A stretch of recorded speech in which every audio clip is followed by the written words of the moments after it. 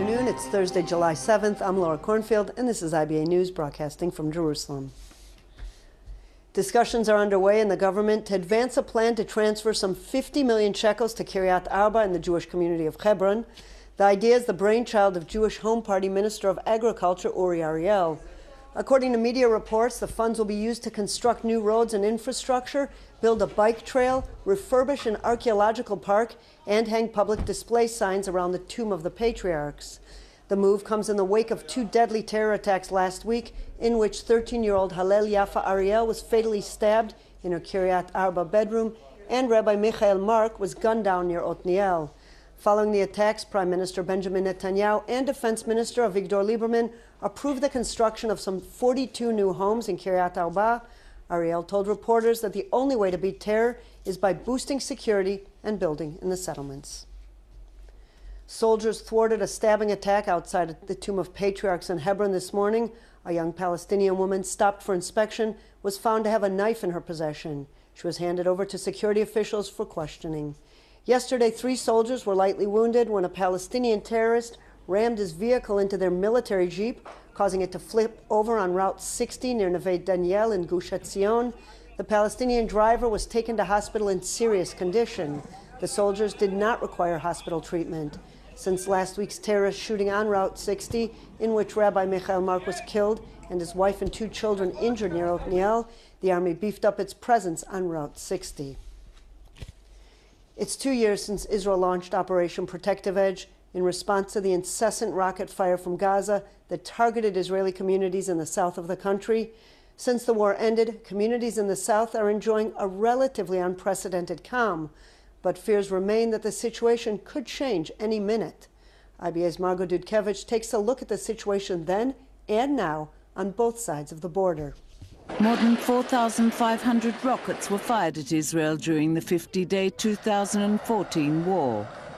4,600 warnings of pending rocket attacks sent Israelis scurrying to shelters and protected areas. Israel paid a heavy price. 66 soldiers, 5 Israeli civilians, including a young child, and a Thai worker were killed, and over 1,600 injured. 10 days after the start of the war, Israel launched a ground invasion in the Gaza enclave with the stated aim of destroying the Hamas tunnels, after it became evident that air power to destroy the Hamas rocket batteries and tunnel industry failed to knock them out entirely. On the ground in Gaza, soldiers were confronted with the massive Hamas tunnel industry that crisscrossed the strip. The army destroyed 32 Hamas-attacked tunnels during the operation, including 10 that crossed into Israel. In the past 2 years, Israel has invested heavily in technology to detect tunnels, with heavy mechanical and engineering equipment deployed along the Gaza border and sensors placed to locate tunnels. There is also talk of building a concrete barrier that would penetrate deep underground as a possible measure to prevent attack tunnels crossing into Israeli territory. The army has more Iron Dome anti-missile batteries at its disposal. Jewish residents living in the communities close to the Gaza border are enjoying the quiet. Many of the communities have boosted their population since the end of Operation Protective Edge, and those living close to the border express hope that quiet will prevail, but say they cannot ignore the threat of a new conflict erupting. In Gaza, more than 2,000 Palestinians were killed in the 2014 operation and thousands of buildings destroyed. Today, unemployment has reached an all-time high of some 43%. Many children are forced to leave school and find a job. While Prime Minister Ismail Haniyeh says Hamas is not interested in another conflict with Israel, the terror organization employs some 1,000 people to dig attack tunnels, preparing for the next conflict. Just days ago, Israel's Shin Bet security agency revealed the existence of tunnels today that are being dug underneath mosques and residential buildings. 2 years ago, Hamas used civilians as a shield to wage attacks against Israel. They appear to be using the same tactics today. However, Hamas received a harsh financial blow. Egypt continues to flood tunnels in the Rafiah area, hampering operatives from transferring funds to Hamas and much-needed equipment to refurbish its rocket and subterranean tunnel industry. Many of the buildings damaged in the war have yet to be repaired. Despite the hardships, Hamas remains very much in control. 2 years on, Israel has yet to secure the return of IDF soldiers Oron Shaul and Hadar Goldin, killed during Operation Protective Edge. Their remains held by Hamas in Gaza. Israeli residents living in close proximity to the Gaza border say, despite the unprecedented calm, they refuse to allow fear to rule their lives. Margot Dubkevich, IBA News. Meanwhile, senior Hamas leader Ismail Haniyeh says that a new war with Israel is not on the horizon. Speaking on the occasion of Eid al-Fitr in Gaza yesterday, Haniyeh said that Hamas's declarations regarding the group's readiness for a future confrontation were made in response to threats which he claims were leveled by senior Israeli officials against Gaza. Referring to reports of potential talks between Hamas and Israel, Haniyeh stressed there will never be such negotiations until Israel releases all the prisoners who were set free in exchange for Gilad Shalit and were later rearrested. Women of the Wall returned to the Kotel this morning and were jeered at by a number of ultra-Orthodox men who also cursed them. This is some 300 women participated in prayers marking Rosh Chodesh, a new Hebrew month, and the Bat Mitzvah celebration after smuggling a Torah scroll onto the site. The Attorney General instructed Reform and Conservative Jews yesterday not to hold an egalitarian prayer service at the site, citing a prohibition on religious services in the upper part of the plaza. Today, they held a mixed-gender service of singing and dancing instead, which the Religious Action Center maintained was within the law. Plans for a permanent egalitarian plaza are held up due to Haredi pressure. The head of the Reform movement in Israel, Rabbi Gilad Kariv, told Army Radio he plans to step up the fight for egalitarian prayer at the site and plans to petition the High Court of Justice on Sunday. The decision by the Petach Tikva Religious District Court not to recognize conversions performed by a leading New York Orthodox rabbi has provoked protests from within the Orthodox establishment. IBA's Elon Aslan-Levy has this report. It was the straw that broke the camel's back. Some 200 demonstrators rallied outside the chief rabbinate in Jerusalem yesterday morning, protesting a refusal by a district religious court to recognize conversions by Rabbi Haskell Luckstein, an Orthodox rabbi from New York. There was always a growing fear that there was extremism in the rabbinate. I think they crossed the red line where it's just clear to all. When Nicole and Zohar tried to book a wedding with the Petach Tikva rabbinate, they were told that Nicole's Orthodox conversion by Rabbi Luckstein was invalid, requiring her to convert again in Israel. The chief rabbinate's personal services department told the court that Rabbi Luckstein's conversions were kosher, but still the Petach Tikva court insisted Rabbi Luckstein wasn't on the list of foreign rabbis authorized to perform conversions. Could this have been a simple bureaucratic error? It's possible. But 2 years ago we had the same problem with the Rav Avi Weiss. I don't think we should even let our bureaucrats, whether religious or secular, to deal with this. It's not our business. There is a community, one of the strongest Jewish communities in the United States of America. There is a rabbi who has the best credentials ever, which can have a rabbi and a Zionist, and it's not our business to start checking him. The building that is right behind you, the building that is 100 yards from me, is characterized by chaos. The rabbinate simply doesn't know what it's doing. Someone is proud of their stance that they're putting American rabbis in their place. There's a fear of the American influence on religion in Israel. They feel that we bring a liberal, moderate Judaism. They don't want that here. According to organizers, advocacy group Itim, the Right to Live Jewish, this was the first ever Orthodox protest against the rabbinate. It's very important to strengthen the chief rabbinate and to call upon the rabbinate, please be as much as you can, open your arms and become attractive to the people of Israel. The Orthodox community is very wide. There's a modern Orthodox community, and there's no reason why the chief rabbinate should not recognize the entire spectrum of the rabbinical, the rabbis all over the world. The protest yesterday was headlined by Jewish Agency chairman Natan Sharansky, for whose freedom from Soviet jail Rabbi Lookstein had previously campaigned. I think it is this tendency of our politicians to give more and more power to this process of heredization. And by the way, here, our left and right parties behaved in the same way, whether it was Likud or whether it was Labour. Yesterday afternoon, the case reached the Supreme Rabbinical Court on appeal. But despite both chief rabbis interceding in favor of Rabbi Lookstein, the rabbinical judges appeared to side with the lower court, although they've yet to issue a ruling. The entire Jewish community of North America has received a slap in the face, not only from the rabbinate, from the Israeli government, when this young woman's conversion was rejected a month and a half ago.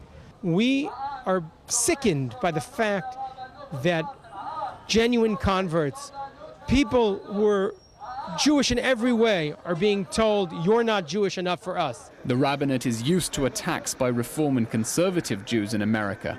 If it proves unable to accommodate even Orthodox rabbis from the United States, the tide might just be turning within the Orthodox world. As an Orthodox rabbi, I invite conservative and Reform Jews and converts to come to Israel. We will help you. We will fight on your behalf. At the same time, we understand that today's fight is about an Orthodox convert. And tactically, we need to fight to make sure that the government of Israel realizes, not just the rabbinate, the government of Israel realizes that they have an incredible responsibility towards the Jewish people as a whole. Elon Aslan-Levy, IBA News. The family of East Jerusalem teenager Mohammed Abekhdar filed a petition with the High Court of Justice demanding the demolition of his killer's home. In July 2014, Abekhdar was abducted by 3 Jewish attackers who beat him and burnt him alive. Yosef Ben David, the ringleader of the Jewish terror group, was sentenced to life plus 20 years for his role in the gruesome murder, and 2 other Jewish minors were also handed down life sentences and 21 years. Abekdar's family said the state needs to operate in the same way against Jewish terrorists as it does against Palestinians. Just like the home of Palestinian terrorists are sealed, the same should be done to Jews. Last month, the Defense Ministry's legal advisor, in a letter to the family, said given the scale of the phenomena of seriously hostile crimes in the Jewish community, the need to implement this deterrence does not arise. A legislation submitted to the Knesset for its first reading calls to strip Palestinian security prisoners incarcerated in Israel of privileges not required under international law. The time has come to stop the day camp for terrorists in prison, Israel Beitenu Knesset member Oded Forer, who proposed the bill, said. In an effort to drum up support for the legislation, he also consulted with Public Security Minister Gilad Erdan.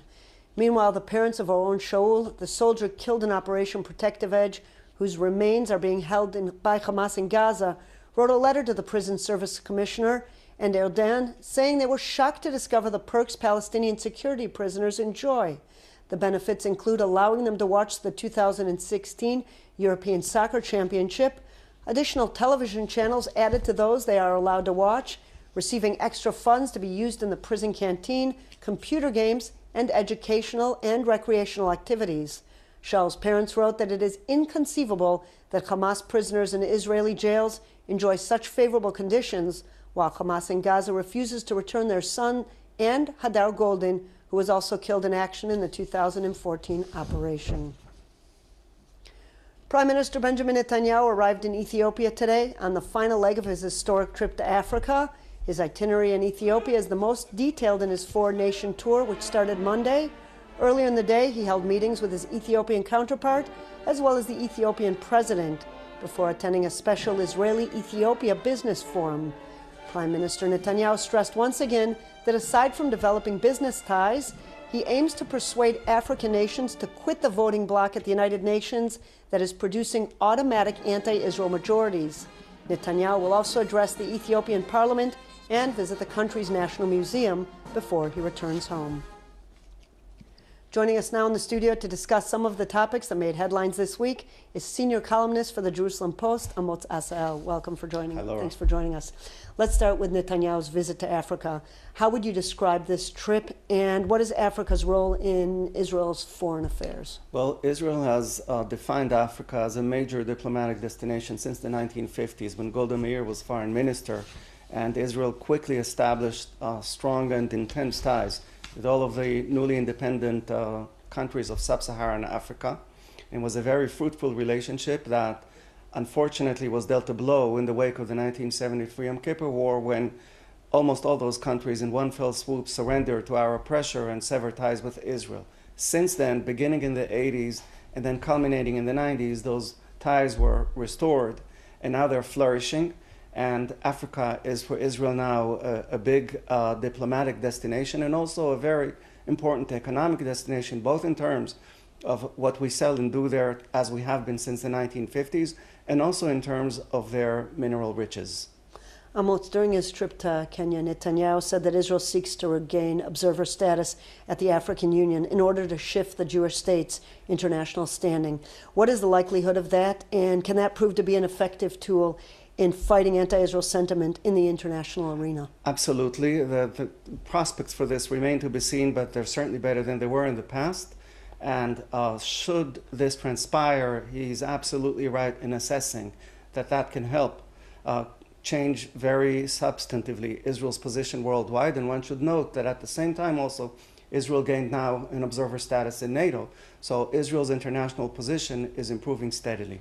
What about the standing of the attitude of African nations vis-a-vis Israel in the United Nations? I think that this too, first of all, cannot get worse than what it used to be over the decades, when they just reflexively and repeatedly voted with any anti-Israeli initiative. There are cracks in this now, and one can expect them to expand steadily in the future.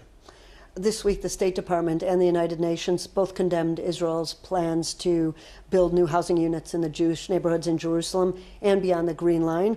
However, they didn't refer to the plans regarding additional housing for Arabs in East Jerusalem. Isn't that more of the same rhetoric that's getting involved in domestic policies? I think this is part of a very well-known and very traditional and very consistent American attitude towards what Israel has been up to in Jerusalem since the annexation of East Jerusalem immediately after the 6 Days War. It's not different in this regard. And one should also bear in mind the timing right now, which is the twilight of a protracted presidency. What happens right now will be forgotten, for better or for worse, come November, when the new tenant of the White House is known and prepares to settle in. How likely is this to affect Israeli-American relations? It won't. This is clearly an anecdote in the broader scheme of things. And as I'm saying, it's a transition moment. The Obama administration is on its way out. This is neither dramatic nor lasting, nor is it any different from what preceded it. Amos, let's go now back to Jerusalem's resumption of ties with Ankara. Turkey wasted no time delivering humanitarian goods to Gaza, already dispatching a ship filled with supplies this week. How do you see the normalization of ties playing out in the future? Well, first of all, in terms of Gaza, this is welcome by anyone in Israel. Israel wants Gaza developed and restored, and somehow transitioning from the military footage, the military footing on which the Hamas leadership has placed Gaza, to a civilian footing, and this Turkish effort, of course, helps that. But beyond that, one should bear in mind that, ironically, to the Turks, Gaza suddenly now, compared with what it was for them back in 2010, when relations deteriorated in the wake of the flotilla affair, Gaza for them now is not important.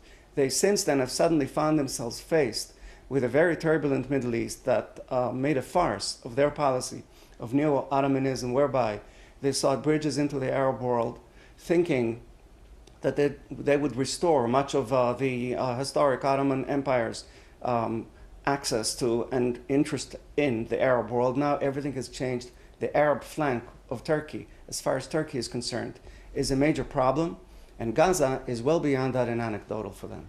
As we saw a short time ago, the family of IDF soldier Oren Shoals, the family have stepped up their campaign to bring back their son's remains. This week they tried to block trucks at the Kerem Shalom crossing, and now they're calling on the government to take away some of the privileges they've given to Palestinian prisoners.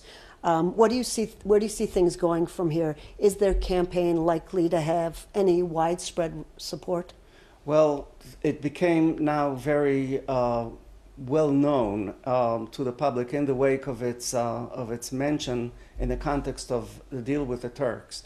Failing to make it part of the deal with the Turks was inevitable. There was no way of making it part of the deal. It wasn't the Turks' fault, and it was also beyond their ability to affect what Hamas was doing. In that regard, what was done is obvious, and it was part of the consensus here. But it now became part of the public conscience, and I expect the public effort now to gather momentum. Amotz Asael, as always, thank you so much for being our guest on IBA Thank you, News. Laura.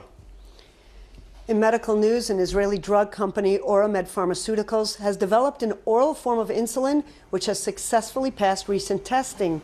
According to initial data, the drug succeeded in safely reducing nighttime blood glucose levels in patients suffering from type 2 diabetes.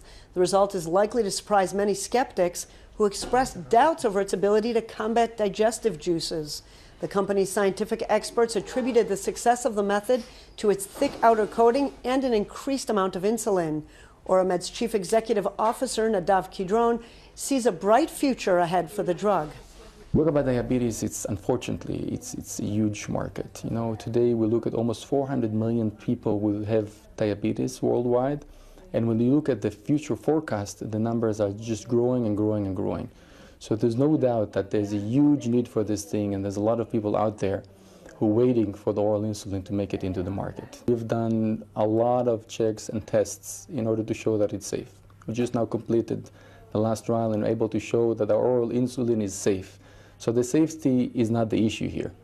The question was always whether it's effective. Can we actually do it? And the answer is yes, we can do it.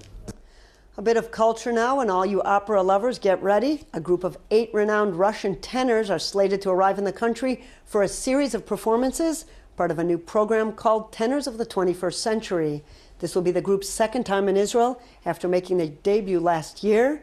The versatile soloists from Moscow's and Europe's leading opera houses will perform a wide array of musical interpretations, at times breaking away from their traditional repertoire.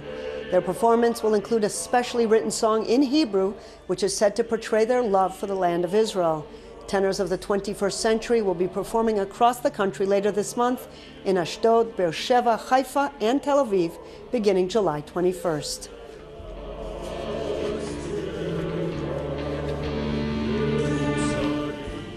And now to something completely different. 2 Orthodox yeshiva students from Manhattan have apparently got talent, and lots of it.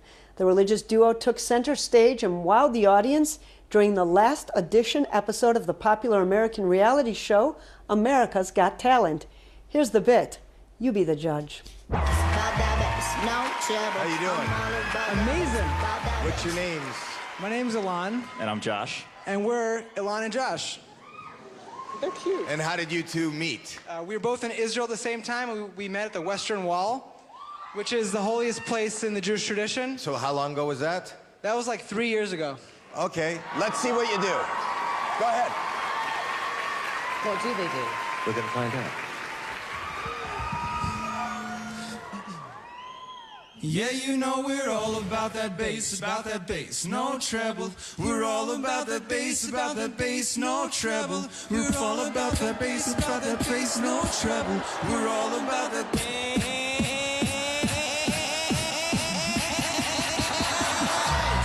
Mazel tov.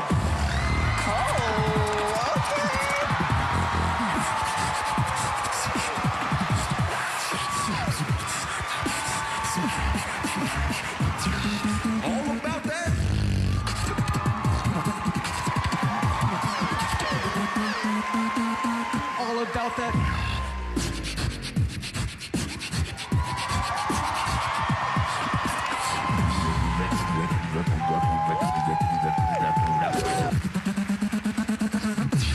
All about that.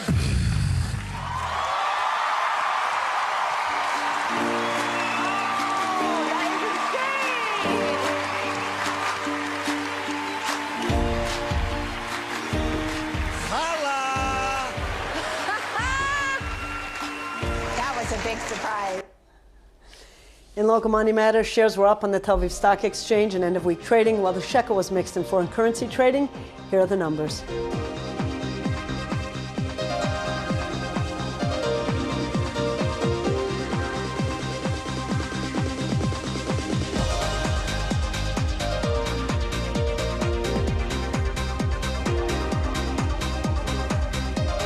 In the forecast is calling for a slight drop in temperatures tomorrow. Here are the highs and lows for the next 24 hours.